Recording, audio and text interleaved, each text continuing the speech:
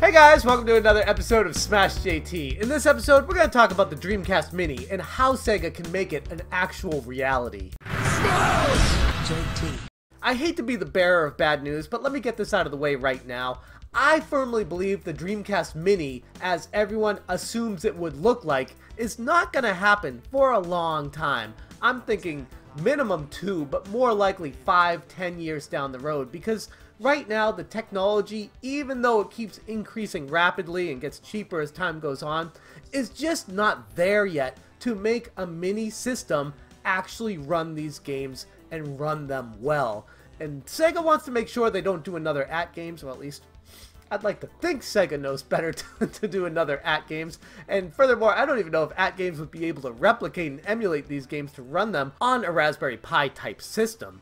Even if they were able to get them to run, we all know it would not be a good experience. Not to mention the price point involved trying to get there would be astronomical. I'm talking $150, more likely $200 to get all these things together, working on a small system and the controller packed in with it. And at that price point, it just doesn't make any sense. So what Sega should do is make a game. Okay, everyone's going to be commenting, they already did make a game. They called it the Dreamcast Collection. It already exists. Yeah, I know. I have it. I know they made a game. I'm talking about what they can do moving forward with the next generations of consoles, whether it be on the Nintendo Switch, PlayStation 4, Xbox One, or other places, wherever it may be. What Sega can do to truly entice potential buyers of the Dreamcast Classic. And when I say Dreamcast Classic, I'm talking about a collection. Similar to what I said Nintendo should do with the GameCube Classic Collection and with the Nintendo 64 Game Classic Collection, this is what Sega should do with a controller, except not with this awful wire that hangs through the bottom and always gets tangled, even though there's a connection in the back. Make it wireless. Make it attached directly to the consoles. And don't tell me that Sega can't do that because it's a proprietary system. They can't work with Sony, Microsoft, and Nintendo to do this, because I call BS on that. I know Sega would be able to do a backroom deal with Nintendo to be able to get their controller to work directly on their systems. A new controller, not this one.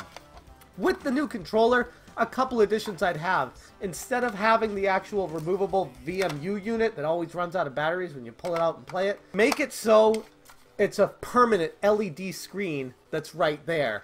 And in addition to that, have a microphone built into the controller. Have it wireless and have it connect directly to whichever system this would be coming out for.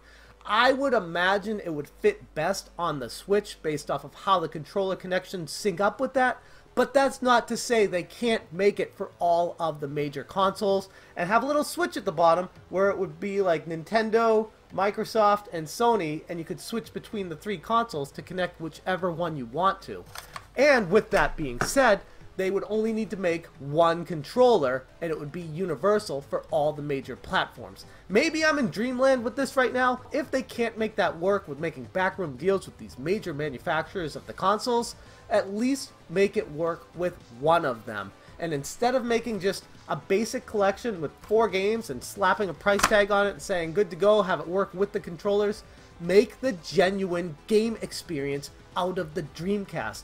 The true experience you get with the analog triggers and the actual analog stick on the front here.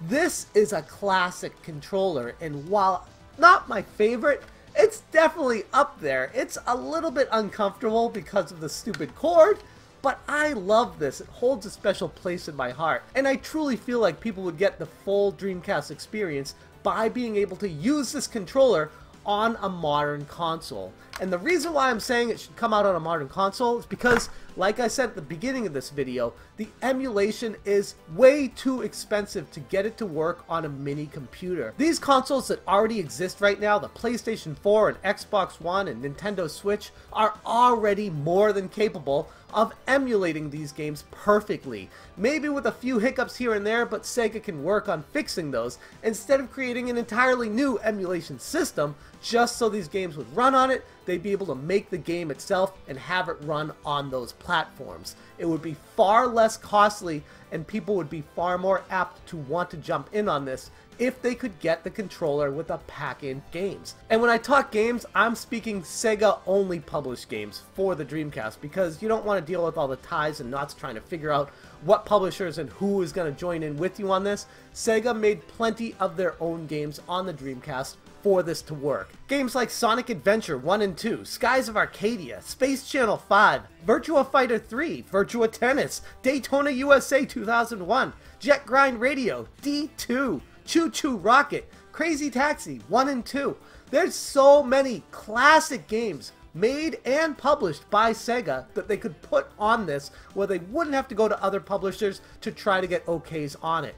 And if this is successful for Sega, maybe there'd be room for other publishers to want to make their own Dreamcast collections. I'm looking at Capcom, I'm looking at Activision, who also made gigantic titles on the Dreamcast back in the day. If they were able to make a successful compilation of games, who knows, sky's the limit on what could come out for this. There are a ton of great Dreamcast games that only came out in Japan. There's a ton of games that only came out in Japan and the US. For some reason, Europe always seems to get screwed. There are so many great Dreamcast games that even people like myself, who had a Dreamcast on day one, missed out on back in the day and would love to be able to play them now at, we'll say, a reduced price, because they'd all be on the compilation together. And Sega could make this happen, and I'm thinking it would be a price point of around $80, coming with the controller and all these games. And if they built in a microphone to the controller, they could even have Seaman as part of the collection, which is one of those really funky games that was covered by AVGN, and a lot of people didn't play it, even though it was really ahead of its time. So there's a lot that Sega could do with this, and honestly, I'm surprised they haven't done it already. Maybe now is the perfect time with the mini console craze and everyone's going nuts for nostalgia. This is the perfect time to make the Sega Dreamcast collection actually happen and put it on a modern console and just give people the controller. And I was doing a little bit of math, and even though it's not the mini console, you can put a full-size disc, the controller, together in a package, and it fits. So you could actually sell it as, I mean, it might be a little bit bigger than the Dreamcast if you need to put, you know, foam or something like that in it, but you could sell it and have the packaging look like the actual Dreamcast. How cool would that be? I would be all about that. Anyways, those are my thoughts on the Dreamcast Mini and why it's not going to happen anytime soon. But if Sega was smart, they'd listen to this and say, maybe we can do a Dreamcast Classic collection and build a new controller for it. One that's shaped like the original Dreamcast. That's where I stand on this. I'd love to hear what you guys think about it. Let me know down in the comments. And as always, thank you so much for watching. Have a good one.